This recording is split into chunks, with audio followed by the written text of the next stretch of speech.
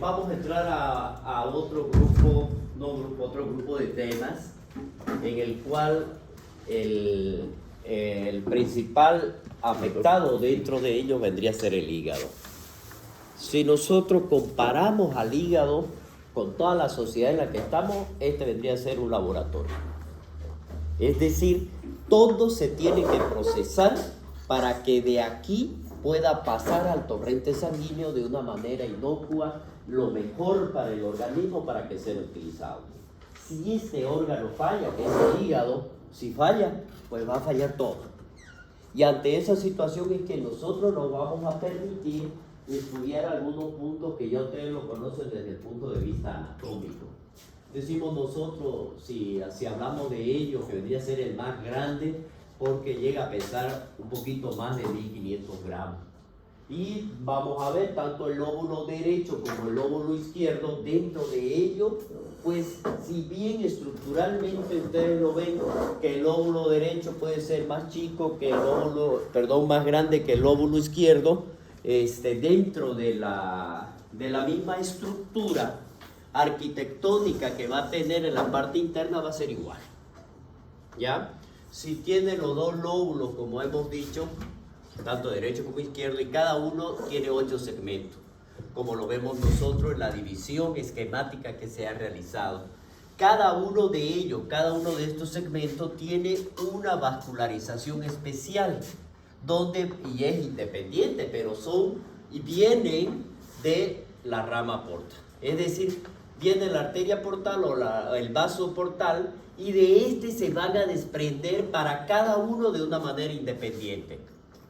Una vez que llega acá, y cada segmento a su vez va a tener también un drenaje biliar independiente, ¿ya? Vamos a ver que el drenaje venoso, que son las suprahepáticas de cada una de ellas, también van a estar en cada uno de estos. Por lo tanto, si corresponde extirpar un segmento, no va a comprometer al resto. Miren ustedes la importancia de este órgano. Por lo tanto, si es independiente, no compromete absolutamente nada. Bueno, eso otro es anatomía. La función que va a cumplir aquí, dentro de ello, dijimos, metabolizar es uno de los primeros, que es el que se necesita. Descomponer, transformar todos los nutrientes que hayan sido absorbidos. ¿Pero de dónde? ¿Quién es el que provee todo? Es el intestino, ¿no es verdad? Entonces, ¿cuáles vendrían a ser aquí? Aquí ya tienen que recordar ustedes que viene acá la circulación mesentérica. Si nosotros vemos, se van a absorber, pasan al mesenterio, que es a través de la circulación, para de ahí pasar a todo lo que viene a ser el sistema porta. De aquí pasa al sistema porta y de ahí llega al hígado. Ese es el trayecto que tiene que hacer. Almacena lo que son los nutrientes, y dentro de eso, solo por dar algunos ejemplos, que es el que se ha anotado ahí, la glucosa, por ejemplo, en forma de glucógeno, sintetizan algunos elementos que van a estar involucrados en la coagulación. Y por lo tanto, si altera este órgano, entramos nosotros en una patología que está alterando su función metabólica, y dentro de ellos también estaría alterada la coagulación. Eso para que ya vamos tomando en cuenta nosotros cuando este órgano está alterado. ¿Qué vamos a pedir? ¿Qué estudio es lo que hay que pedir? Porque en eso se va a basar especialmente. El metabolismo de la sustancia. Aquí interviene de todo. Yo digo de todo. El alcohol, medicamentos, productos tóxicos, etc. Todos ellos van a tener que ser metabolizados, es decir, tienen que ser transformados por parte del hígado, y lo que no se vaya a utilizar se elimina. Es decir, lo eliminamos, ya sea a través de lo que es el metabolismo, a través de la circulación, lo vamos a transportar a la orina y a las heces fecales. Son los medios por donde se van a eliminar. Y el producto de esto, el que va a producir específicamente, vendría a ser la bilis. La próxima. Si hablamos de lo que es la fisiología de la secreción biliar, aquí hablamos nosotros de una célula, que vendrían a ser los hepatocitos prácticamente. Esto aquí es donde se van a transformar y van a secretar a la porción inicial, es decir, quiénes son los que vienen a componer esa bilis.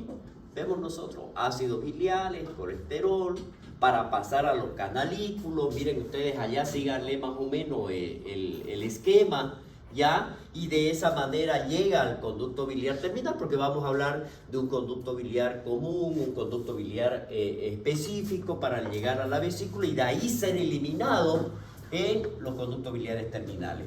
De esto de aquí dijimos nosotros, ¿cuál es el común? El conducto hepático y el coleno, que es donde van a terminar, que es la parte final para llegar a desembocar a lo que nosotros conocemos como, ¿dónde llega? ¿El colédoco? Segunda porción del nodo, ¿y qué se llama? ¿Ese lugarcito? ¿Con quién se une? Con el de Wilson. Y se une, ¿no es verdad? Entonces, cuando nosotros veamos todo esto, qué es lo que está, cómo es que participa, van a ver la importancia de la misma. A lo largo de todo este conducto vamos a ver que se añade a esto una segunda porción que vendrían a ser de secreciones, iones de sodio, de bicarbonato, pero aquí vamos a tomar en cuenta una hormona que es la secretina. Ojo, ese es el que va a estimular para que suceda esta función de lo que es el aporte de iones, tanto de sodio como de bicarbonato. La próxima. Aquí nosotros vamos a ver, miren ustedes, la composición de la bilis. Si vemos nosotros, no es lo mismo, ojo, no es lo mismo de la bilis hepática que la que se va a acumular. Si bien en su composición es exacta, pero nosotros vamos a ver dentro de toda esta estructura que va a tener, porque va a tener una estructura. El agua, miren ustedes, la cantidad. ¿Por qué creen ustedes el 97.5 gramos por decilitro se encuentra en el hígado? En la bilis hepática, en el hígado. Pero cuando llega a la vesícula, miren ustedes cómo disminuyó. Yo les digo, dice que reduce su volumen porque va a llegar a acumular entre aproximadamente casi entre 500 a 600 ml aproximadamente y se van a transformar porque esto va a llegar a reducirse a la cantidad que pueda contener la vesícula y no sobrepasan los 50 a 60 ml. ¿Cómo lo hace? De esta forma. El agua, miren ustedes, 97.5, la bilis vesicular, 92, sales biliares. Aquí vamos a ver la concentración específica tanto de la bilirrubina, del colesterol, de los ácidos grasos, de citina. No se olvide que una vez que llegó a la vesícula biliar, es el reservorio y de aquí va a pasar al intestino. Ojo, cuando pasa al intestino, acordémonos de lo que va a hacer posteriormente. ¿Qué es lo que hace dentro de ella? Va a intervenir en la digestión, porque se va a transformar. No se olviden que viene el bolo alimenticio, las transformaciones que ha sufrido, kilo. ¿Qué es lo que va a pasar acá entonces? Con la bilis que está llegando al intestino. Se tiene que emulsionar. Y va a llegar y se va a transformar porque va a ser reabsorbido. Miren ustedes, se reabsorbe el gran porcentaje de ello, lo que vamos a necesitar, porque va a seguir interviniendo. De esa manera la lecitina, el sodio, el potasio, el cloro y además de eso el bicarbonato dentro de ellos y la composición exacta que vamos a verla. Esto es simplemente para que hagamos una comparación de qué es lo que está pasando y cómo vamos a volverla a utilizar. La próxima. Si nosotros hablamos del almacenamiento y la concentración de la bilis en la vesícula biliar, aquí la capacidad, dijimos, entre 30 a 60 ml, lo máximo que pueda llegar, dentro de lo que pueda concentrarle. Dice, miren ustedes, se almacena en ella alrededor de 450 ml producida en 12 horas. al absorberse el agua, el sodio, el cloruro, el electrolito y concentrar las sales biliares, el colesterol, la lecitina y la bilirrubina. Pero ¿cómo hace que esto, si solamente su capacidad de ellos son 60? ¿Será que cada vez va a haber contracción para que la vesícula pueda eliminarla? No. Se concentra en casi 5 veces, aunque en algunas ocasiones dice que puede llegar a concentrarse en 20 veces. Si nosotros vemos se concentra en 5 veces los 450 y llegamos a tener 60, 6 por 5, 30, estamos hablando de 300 ml aproximadamente, más o menos, lo que se ha llegado a concentrar, a reducir. De repente algo más común. A ver, hablemos de la leche pasteurizada, en polvo. La tenemos que restituir, ¿no? ¿Verdad? Más o menos es ese proceso que hacemos, porque estamos concentrándolo. Más o menos es ese proceso.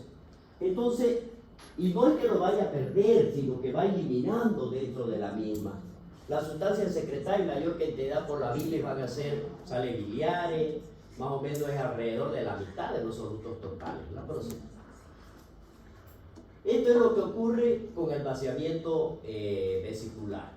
Si nosotros vemos en este esquema, por ejemplo, ¿qué es lo que está sucediendo aquí? Primero, dijimos que vamos a tomar en cuenta la secretina, ¿no es verdad?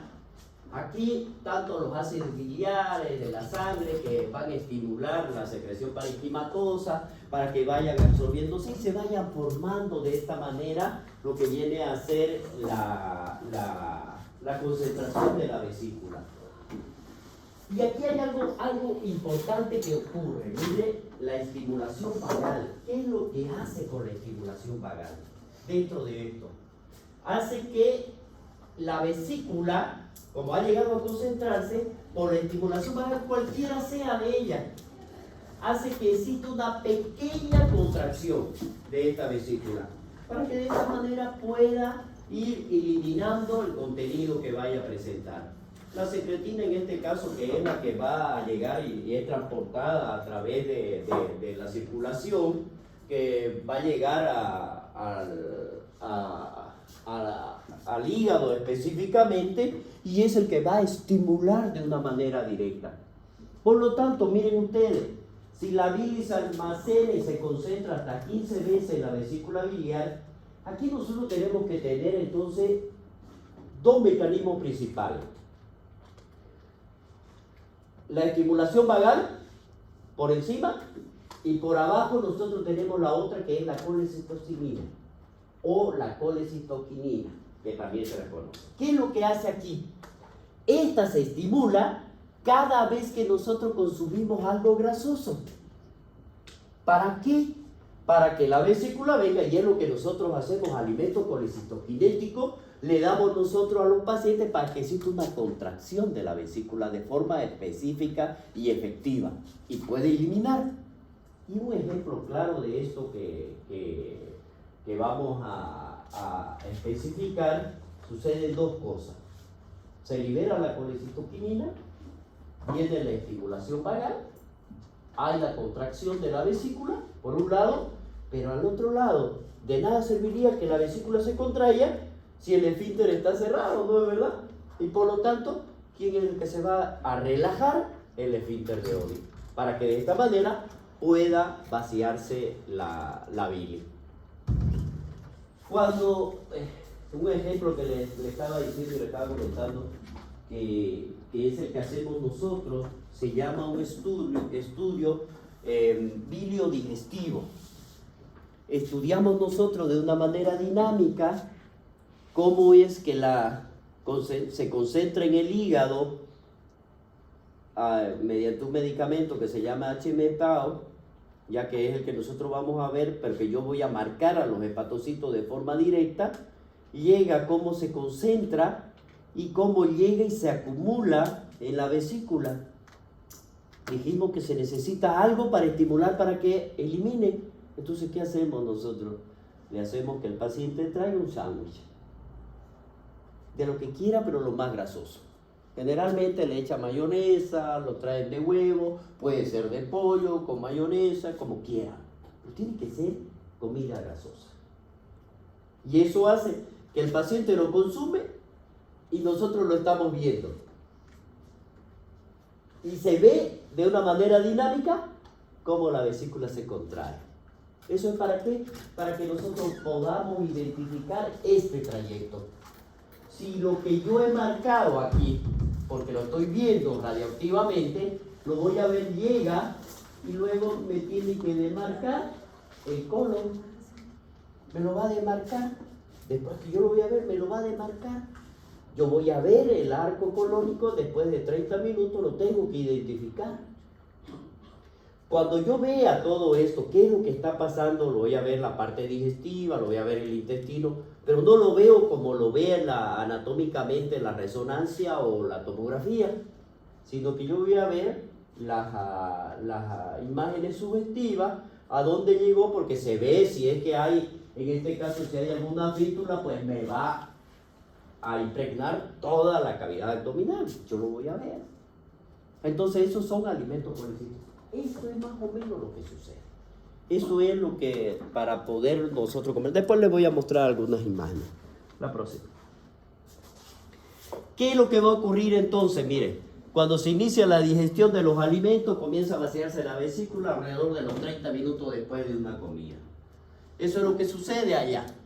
Si nosotros vemos que cuando los alimentos ya ingresaron al intestino delgado, después de ciertas señales específicas en las cuales se va a liberar la colecitocinina, y a través del estímulo nervioso van a desencadenar lo que dijimos nosotros a través del estímulo vagal, la contracción rítmica de la pared de la vesícula biliar y al mismo tiempo la relajación del esfínter de Oddi. Y aquí vemos nosotros la bili, una vez que llega, fluye desde la vesícula ya hasta el intestino delgado, que es lo que vamos a ver, donde ya se va a mezclar con el contenido de todo lo que nosotros vamos a ver alimenticio en este caso, y se cumple la función digestiva, que es lo que estamos viendo. Si la comida carece de grasa aquí, entonces, si no hay grasa, la vesícula escasamente se va a contraer. ¿Por qué? Porque no se libera colecitoquinina y solamente tenemos la estimulación vagal, que es eso lo que está haciendo. Existe grande cantidad de la grasa y por lo tanto, ¿qué va a hacer? Se va a acumular, se evacúa por completo en una hora.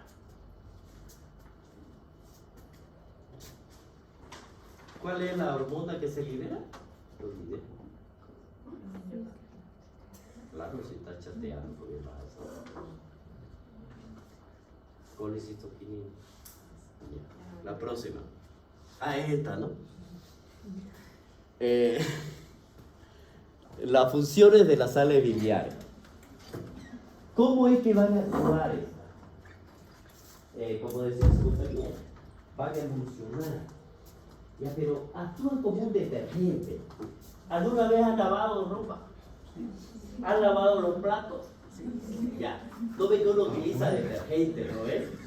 Cuando, a ver, intenten lavar un plato en el cual han comido una comida grasosa. O cuando han comido ¿cómo se llama? Saice. El saice.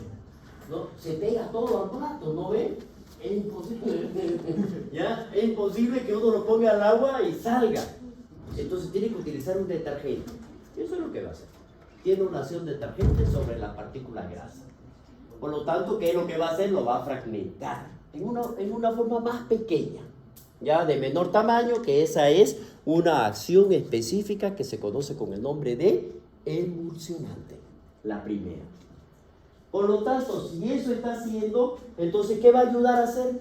De que esas partículas de grasa que eran mucho más grandes, la transformaron en más pequeñas y permite que se absorban.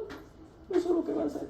Los ácidos grasos, los monoglicéridos, colesterol y lípidos, que son los que se van a transformar. Entonces, como verán ustedes, miren la ausencia de sales biliares en el tubo digestivo, entonces se van a excretar en las heces en un 40% de los lípidos y por lo tanto vamos a tener nosotros un déficit metabólico. ¿Por qué? Porque no se están emulsionando. ¿Y qué? Si no se emulsionan, entonces se eliminan y por lo tanto no cumplen su función específica. Y ahí nosotros vamos a tener Un paciente con pérdida de estos nutrientes. La próxima. La circulación enterohepática de las sales biliares. Esto es importantísimo. ¿Ya? Miren ustedes aquí, como vimos nosotros, ¿no? Las sales biliares se absorben en forma escasa por la difusión pasiva en la porción proximal del intestino delgado. Y vamos a verlo acá en el dibujo esquemático que estamos teniendo aquí. ¿Ya? Entonces, la mayor parte de eso, si nosotros vemos, la mayor parte de estas sales biliares, miren ustedes, al llegar al hilio terminal, que vendría a ser, ¿cómo hace falta el puntero? ¿No? Que vendría a ser esto de acá. Entonces aquí, ¿qué es lo que va a absorberse? Casi un 90% de esta de acá. Al inicio nada, casi nada. Luego el 90% se va a absorber allá, en la circulación venosa portal. De esto van a regresar al hígado. Miren ustedes lo que está haciendo, ¿no? Tienen que darse idea qué es lo que está pasando. De esto, una vez que se absorbieron, pasan a la circulación entérica, y a la circulación entérica dice que van a regresar al hígado, sí, porque va a pasar al sistema portal. Regresan al hígado.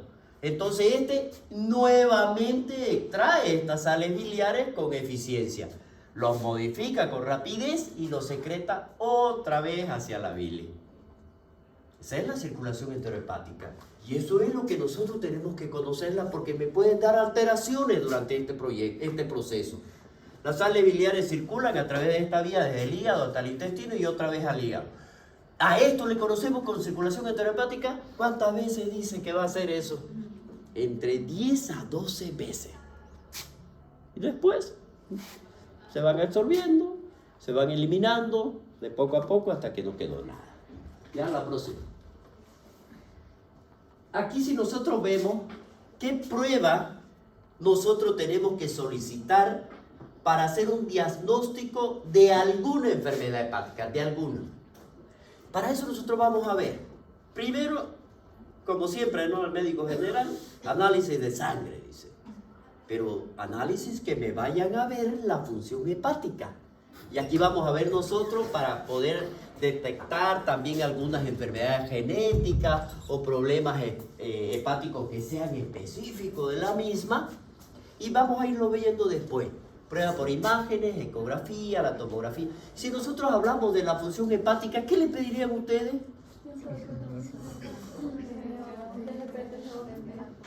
Ya, TGO, TGP, ¿qué más? Tiempo de protombina, no se acostumbren a decirlo, ¿ya? Transaminasas, ¿ya? Tiempo de... Sí, ambas, ¿ya? Pirúvica también, ¿ya? ¿Y qué se llaman ahora? Ya no se llaman transaminasa, ¿cómo se llaman? ¿Cómo que no sé?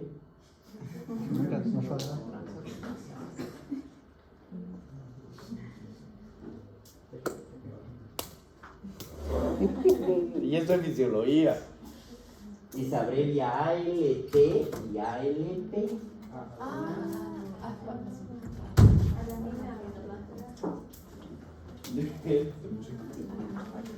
¿Ya? Bueno, ya. Ecografía, tomografía, resonancia, nos van a mostrar el daño porque lo vamos a ver anatómicamente, ¿no?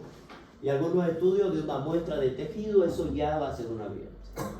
Eso es cuando sospechemos ya de alguna patología, una cirrosis, por ejemplo. ¿Será que la cirrosis, el diagnóstico es clínico? ¿O una hepatopatía crónica, el diagnóstico es clínico? Le estoy dando dos. Le estoy dando hepatopatía crónica y le estoy diciendo cirrosis. ¿Ah? ¿Será clínico el diagnóstico de ambas? ¿O cómo vamos a diagnosticar una cirrosis hepática? ¿Clínicamente?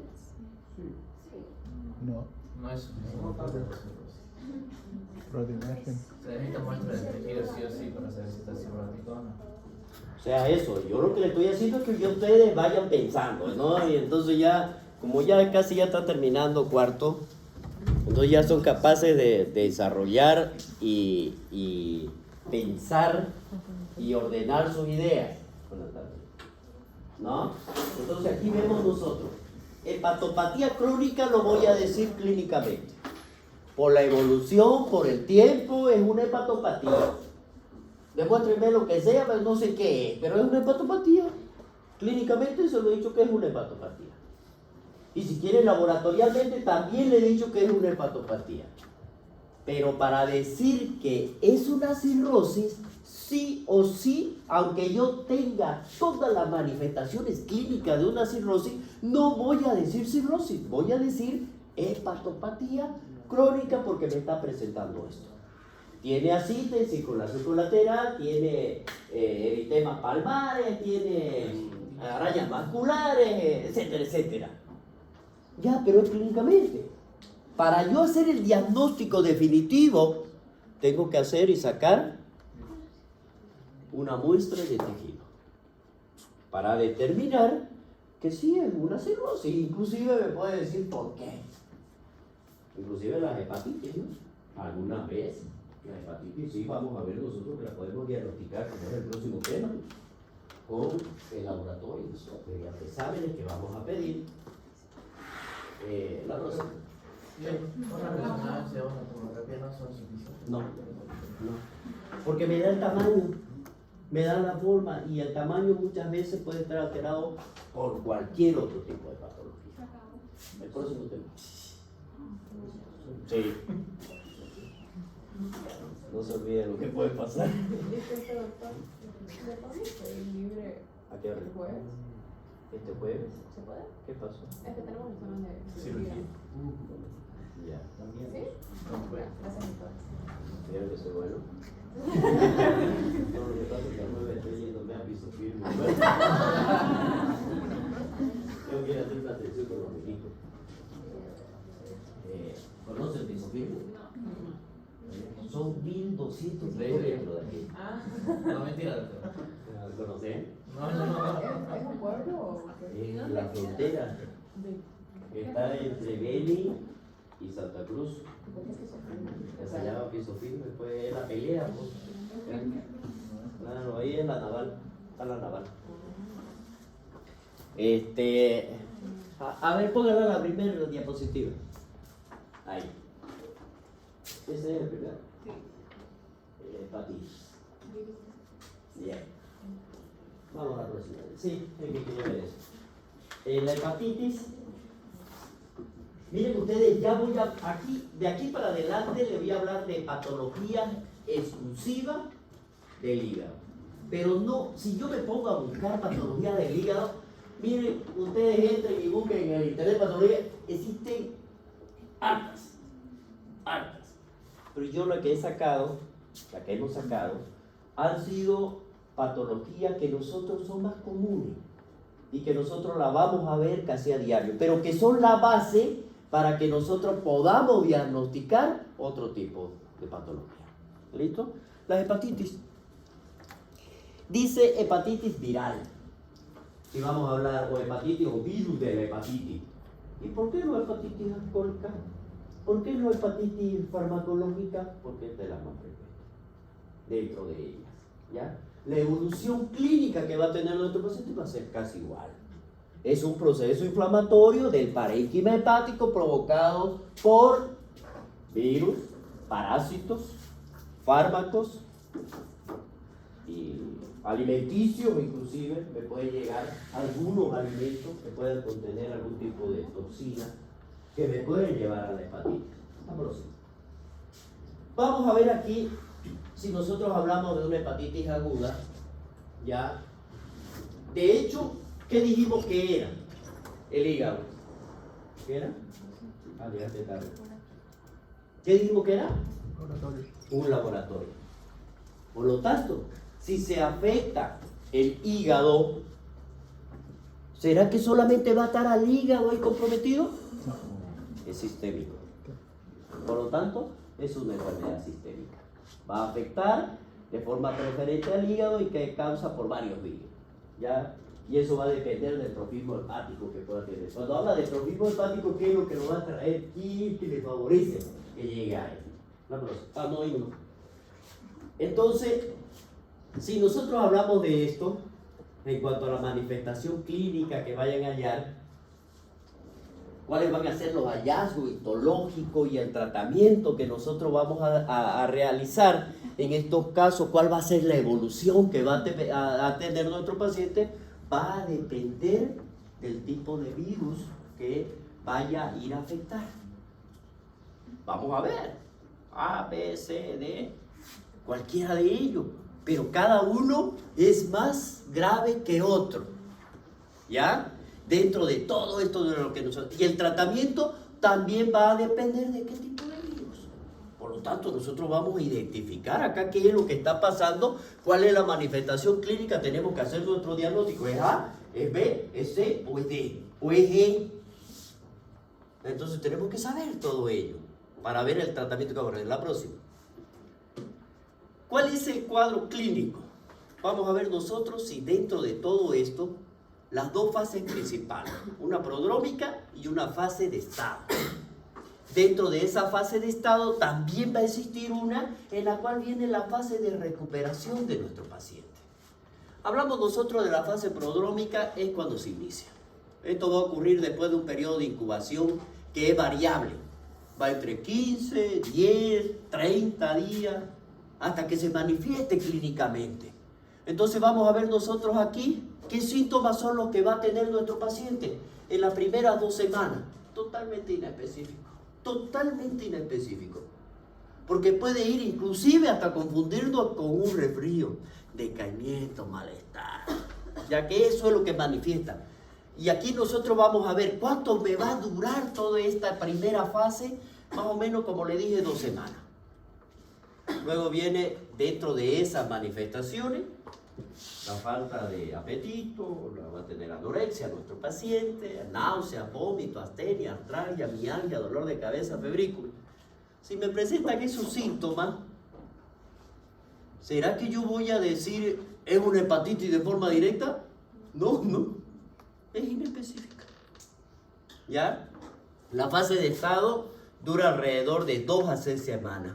Aquí ya nosotros vamos a ver, en esta fase ya se está afectando lo que viene a ser la eliminación de la bilis. Se está afectando. ¿Qué es lo que está sucediendo aquí? ¿Por qué no me está eliminando? ¿Qué es lo que tiene a nivel parenquimatoso? ¿Será intraparenquimatosa? Ojo, la ictericia puede tener 3 orígenes: pre-hepática y post-hepática. Ojo con eso. La prehepática, un ejemplo de fisiología. Anemia hemolítica por la destrucción de los glóbulos rojos. Ya bien. Hepática, esto que están viendo. Las hepatitis. Post-hepática, obstrucción. Bien. Esos son los 3 orígenes. ¿Listo? Entonces dura 2 semanas, aquí se va a manifestar con que ya va a haber ictericia. Nosotros lo vamos a ver. Y aquí ya no solamente viene la ictericia, sino que viene otra cosa más. El hígado, como ha habido un proceso inflamatorio, ya les dije que es un proceso inflamatorio del parénquima, porque se está produciendo un proceso inflamatorio, por lo tanto hay una hepatomegalia. Ese es el segundo. Y entre el 10 al 20%, al 25% de estos pacientes que tienen hepatomegalia se acompaña de un engrandamiento también del vaso. Por lo tanto, voy a tener una esplenomegalia. Y además de eso, puede haber infartación de los ganglios. Y por lo tanto, tengo adenopatía. Miren ustedes cómo se van sumando, ¿no? Ya los datos clínicos que le están dando. Hepatopatía. A ver, ¿podemos palpar el vaso? ¿Hay dolor? Si no lo logré ver, le haremos una ecografía y a ver si hay. Al mismo tiempo, dice que puede haber adenopatía, por lo tanto tengo que buscar ganglios infartados. A nivel del cuello, a nivel de las axilas, a nivel de la ingle. Tengo que buscar, porque dice que pueden haber adenopatía. Luego viene una fase de recuperación. Miren ustedes en esta fase de recuperación. Todos los signos y los síntomas que ha tenido acá nuestro paciente van a ir desapareciendo. ¿Ya? En general, son 12 semanas que han transcurrido para que puedan desaparecer y vamos a ver que la mayoría de ellos llega a la curación completa. con o sin tratamiento, como lo vamos. ¿Pero de qué depende? ¿Ah? ¿Qué tipo de virus es el que me está provocando esta alteración? La próxima. Las alteraciones bioquímicas, las más constantes son la bilirrubinemia, el aumento de la bilirrubina, tanto directa como indirecta. Depende, pues, ¿no? Si es intraparenquimatosa, o sea, si es parenquimatosa, si es prehepática o si es posthepática. Después lo vamos a ver. Ya incrementan ambas fracciones acá. El aumento de la actividad de la transaminasa, las aminotransferasas séricas. Vamos a ver aquí, dentro de ella, dice que habitualmente 20 a 40 veces están por encima de los valores. ¿Cuáles se llamarían entonces ahora ya, para no decir las transaminasas? Eso que dice ahí, dice, ¿no? Las ALT, que vamos a ver nosotros, las alanino-aminotransferasas. Esto se da porque vamos a ver que dentro de ellas, de las dos características, tanto la LT y la AST, vamos a ver aquí qué es lo que está pasando. Es lo que antes conocíamos nosotros como la TGO y la TGP. Es exactamente lo mismo. Lo único que ahora ya son más técnicos, más científicos. Antes se la conocía porque si nosotros entramos a ver transaminasas son altísimas. Entonces aquí ya son específicas. Por esa razón es que se ha ingresado a esto. La actividad de la fosfatasa alcalina es normal o puede estar aumentada.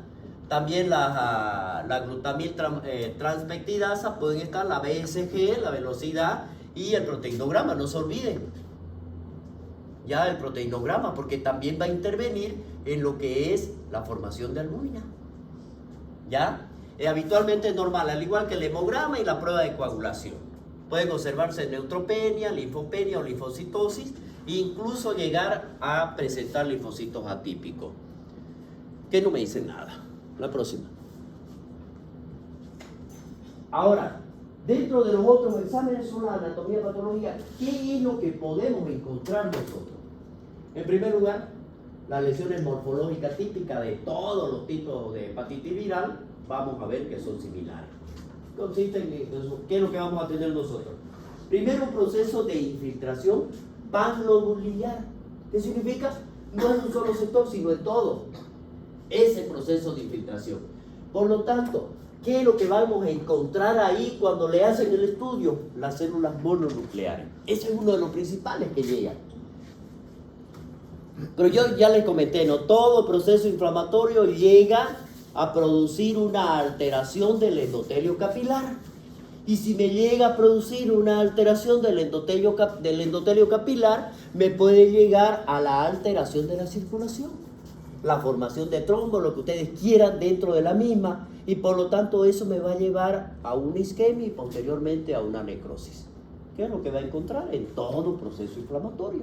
Eso es lo que va a llegar. Hay necrosis de los hepatocitos, hay hiperplasia de las células de Kupffer, que son las células asesinas, las células macrófagas, ¿ya? Y grado variable de colestasis. Cuando hablamos de colestasis, significa retención de la bilis por obstrucción del flujo de la bilis, por el mismo proceso inflamatorio que ya le comenté. No se olvide que cada segmento es totalmente independiente. ¿Pero qué dijimos que el proceso inflamatorio era localizado? No, es de todo. Entonces, el proceso se puede dar ahí. Entonces, vamos a tener una colestasis, retención de la bilis a nivel del parénquima. Así lo vamos a llamar. Aunque no es a nivel de los canalículos. ¿Ya? ¿Hay regeneración de los hepatocitos? Sí, va a haber regeneración. No se olviden que es el único tejido que puede volver a regenerarse en el sector. El infiltrado de mononucleares, ¿por quiénes van a estar? Principalmente vamos a tener linfocitos, podemos tener células plasmáticas, inclusive eosinófilos. Las lesiones celulares hepáticas, ¿en qué van a consistir específicamente? En un proceso degenerativo de la misma y la necrosis de los hepatocitos y la muerte de los mismos. La próxima. Esos son los virus. Todos, excepto uno, en su composición tienen ARN. Pero hay uno que tiene DNA. y es el más jodido.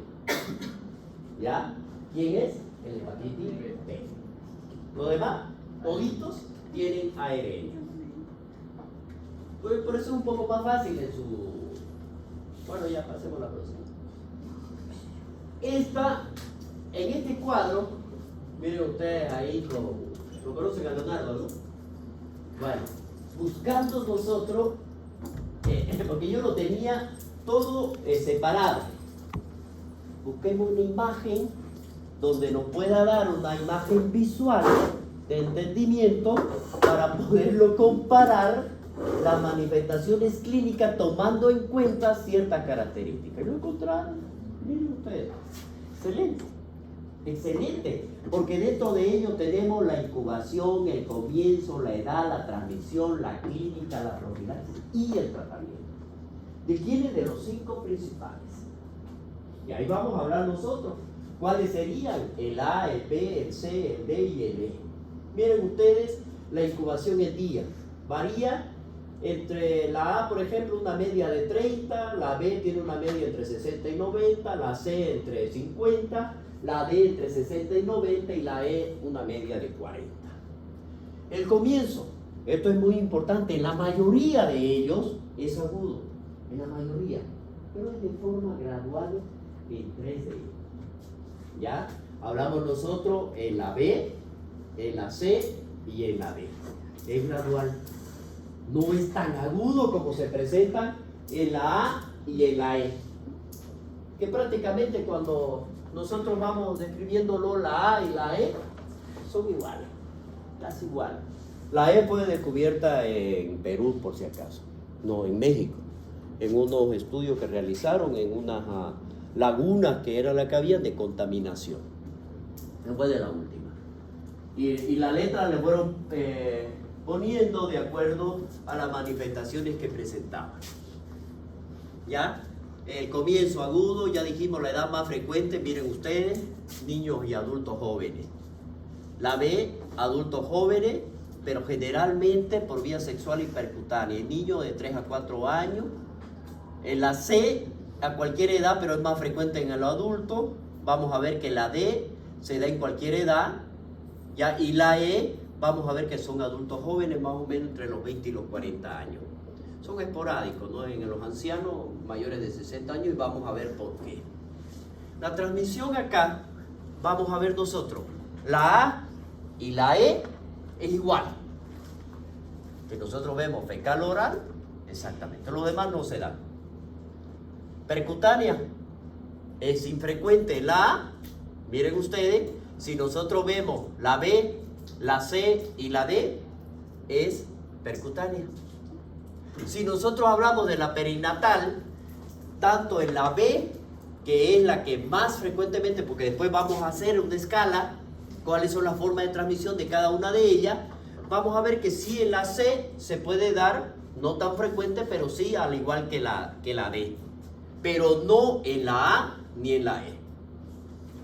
Si nosotros hablamos de la sexual, aquí vemos, puede ser por A, puede ser por A, puede darse, ¿ya? Pero mucho más frecuente en la B y en la D. La demás, sí, menos la E. Si nosotros hablamos de la clínica, hablando de cada uno de ellos por la gravedad, fulminante. ¿Qué significa fulminante? Significa que llegó ahí hasta ahí nomás. Es decir, una hepatitis fulminante con nuestro paciente no se puede hacer prácticamente nada. Lo más llamativo de esto y lo beneficioso para nuestro paciente es que cerca de un 0,1% puede darse en la hepatitis fulminante. Tanto en la A como en la B, podría ser en la C y en la E aumenta al 1 al 2%. Pero miren ustedes la D, entre un 5 al 20% me aumenta, que puede llegar a fulminante. ¿Y en quién? Lo vamos a ver posteriormente. En la mujer embarazada. Puede llegar a ser fulminante. Por lo tanto, eso es grave. La progresión a la cronicidad. La A y la E. La E podría, en algunos casos se aumenta, pero mayormente no llega a la cronicidad. En cambio, los otros, que si vamos a ver nosotros aquí, puede ser ocasional, es frecuente en la D y en la, en la C y en la E, en la D. Si nosotros hablamos, miren, de esta misma progresión, si es en un neonato que se da la B, la cronicidad puede llegar en un 90%. Grave. Y es más grave. Ahí. Si nosotros hablamos del estado del portador, dentro de ellos, si vemos si o no, si hay o no hay alteraciones específicamente en ellos, qué patologías son las que van a tener de base para poder favorecer, si se van a desarrollar o se va a transformar en un cáncer. Cuando hablamos de cáncer, eso es un paciente cirrótico que el próximo paso viene a ser un adenocarcinoma del parénquima hepático y eso ya es cáncer. La A no llega, ni la E, a transformarse en un adenocarcinoma. Si nosotros vemos aquí en el cáncer, si fuera un neonatal, empeora el pronóstico. Podría llegar. En los otros sí se dan o podría llegar a lo mismo. El pronóstico en la A, y excelente. En la E es bueno, pero en los otros se va empeorando con la edad. Y vamos a ver que aquí en uno se tiene totalmente reservado. En la D. Es el más grave. Perdón, en la C. Si nosotros vemos aquí, dentro de toda esta evolución clínica que está teniendo, ¿qué podemos hacer ante esto? Bueno, ya trabajaron tanto que la profilaxis a través de la vacuna para cada uno de ellos. La única que no tiene es la C, que no tiene, ya hasta ahora. El tratamiento, la A no necesita, al igual que la E, solamente cuidado paliativo sintomático.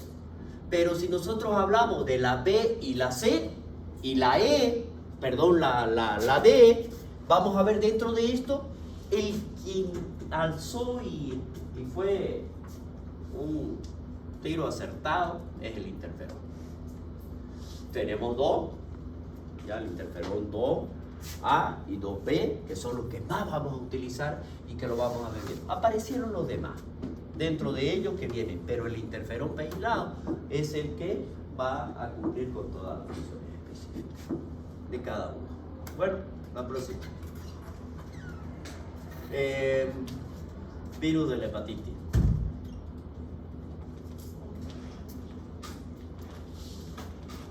Si nosotros aquí, este lo vamos a hablar porque es corto, listo, y vamos a quedar con este. Cuando el virus de la hepatitis, dijimos que todo, miren ustedes, dentro de su genoma, que es el principal, es la composición, ARN. Pero hay uno que tiene el DNA, por lo tanto modifica, está modificado. Tienen como tener doble capa específicamente. Y tienen la capacidad de venir este virus, como todos los virus, de venir a unirse a la célula y abrirse dentro de él, entrarse dentro de la célula y multiplicarse dentro de la célula. ¿Y qué es lo que hace? Viene y agarra, es como una ósmosis, entran, agarran la información del ARN, se la adoptan y salen con la información del ARN. Son interesantes. Entonces esa información que ha tenido hace que lo demás entonces le sea mucho más fácil. Por eso es que la virulencia se hace rápido. Porque llegan y se multiplican de tal manera que llegan a comprometer a todos. Si ya tienen la información, ¿no? Si lo que le costó fue la primera, las demás ya es cuento. Entra rápido. Y entonces, ¿qué es lo que va a pasar aquí? Cuando ingresó el primer virus, llegó, se multiplicó, si tiene el hábitat adecuado para poder, porque las defensas están disminuidas, brota. Y es lo que va a hacer. Entonces aquí vamos a ver, es un virus con ARN, con un periodo de incubación de 28 días, ya dijimos en la tabla, se excreta en heces fecales, desde antes del inicio de la clínica. Por lo tanto, en esta etapa es lo más contagioso. ¿Por qué? Porque no tiene síntomas, ¿no? Entonces, es la etapa. Porque si no tiene síntomas, está eliminando. Entonces, no hay ningún tipo de cuidado hasta 5 a 10 días del inicio de los síntomas. O sea, dijimos, antes del inicio de la clínica, ya empieza a ser contagioso. Y después de que se inicien los síntomas, hasta 10 días después. Eso es lo que tenemos que tener cuidado con nuestro paciente con hepatitis, del inicio. Los anticuerpos frente al virus de la hepatitis aparecen precozmente. ¿Por qué? Porque no se olviden, el virus vendría a ser un antígeno, ¿no es verdad? Llega como antígeno, exógeno. Llega, ¿y qué es lo que hacemos nosotros con nuestra defensa? Llegar y ver y formar anticuerpos sobre ese antígeno a través de la interleuquina, que son los que van a mandar la información para que vengan y agarren. Y se forman los anticuerpos. Por lo tanto, se van a formar aquí. El principio de esto es de tipo, de la respuesta que vamos a tener, son predominantemente de tipo IgM, las inmunoglobulinas M. Vamos a ver que esta queda como memoria. Es decir, el IgM, si yo le hago un control a los 3 meses, voy a tener elevado. Dice que dura 4 meses, lo que no significa que mi paciente esté enfermo, sino que tuvo la enfermedad. ¿Ya? La respuesta del IgG, este es el específico como anticuerpo del virus A, aparece precozmente, con títulos más bajos del inicio, pero persiste, miren ustedes, indefinidamente. ¿Qué significa todo esto? Bien, el IgM yo lo voy a tener aumentado hasta los 4 meses. El IgG, que también se formó junto con este, aunque en datos menores, ya lo voy a tener, pero este me va a permanecer durante toda mi vida. Este hasta 4 meses. Lo que no significa que si yo le hago a los 3 meses del IgM, no quiere decir que si ya desaparecieron los síntomas, él estuvo enfermo, pero ya pueden ir disminuyendo. Si esta yo le hago al año y me sale positiva, no significa que mi paciente esté enfermo de una manera aguda, como lo ha hecho la M. La M me está diciendo, señores, si tengo IgM, mi paciente padeció la enfermedad, si es que no tiene los síntomas, y están elevados hasta 4 meses. Si quieren después a los 5 meses yo le puedo hacer, estos van a disminuir, pero el IgM me va a mantener todos los valores y de forma indefinida. Me ha dicho que han formado anticuerpos contra este virus. Eso es lo que me está diciendo. Vamos, sigamos a ver la próxima. Bueno, ahí está el genoma. Ya eso es más o menos lo que está pasando. Se considera la causa más frecuente de la hepatitis, la transmisión es por vía fecal oral, el contagio ocurre de persona a persona por ingesta de agua o alimentos o verduras que fueron contaminados, mariscos, excepcionalmente por vía percutánea por breve duración del periodo, ¿no? La curación aquí supone el desarrollo de la inmunidad permanente. La próxima. El cuadro clínico es similar con la clínica de los demás virus. Náusea, vómito, dolor abdominal, pérdida de apetito, coluria, la orina amarilla, ictericia, fiebre baja. Ojo, si hay coluria, puede haber acolia. ¿Qué es la acolia? Caca sin color. Pero tiene algunas particularidades, ¿no? Es muy frecuente la diarrea al final del periodo de incubación, son sintomáticos en adultos, asintomáticos en niños, de forma ocasional da lugar a la colestasia, ¿no? Intensa, prolongada, pero al final acaba resolviéndose. La infección no evoluciona a la cronicidad, que fue lo que hablábamos. La próxima. El diagnóstico es la detención del suero del IgM, ya lo dijimos. IgM como anticuerpo del virus de la hepatitis A, elevado. ¿Cuánto tiempo me va a permanecer elevado? Hasta 4 meses. La detección del IgG es indicativa de que tuvo una infección pasada. La profilaxis, entonces vienen a ser las generales, higiene, aislamiento entérico, control de agua, las indicaciones, siempre nosotros tenemos que tener eso. Si la inmunoprofilaxis en este caso son pasivas, mediante la inmunoglobulina específica, y si nosotros vemos aquí ¿Quiénes son los que deben tener esa profilaxis? Aquellos que tuvieron contacto íntimo con el paciente. Y la vacuna inactiva son los viajes a zonas endémicas, en hombres que tienen sexo con hombres, hepatopatía crónica, riesgo ocupacional y la próxima. Quedemos aquí. ¿Ya? Ahora, de aquí para adelante, la B es un poquito más complicadita, al igual que la... mañana clase.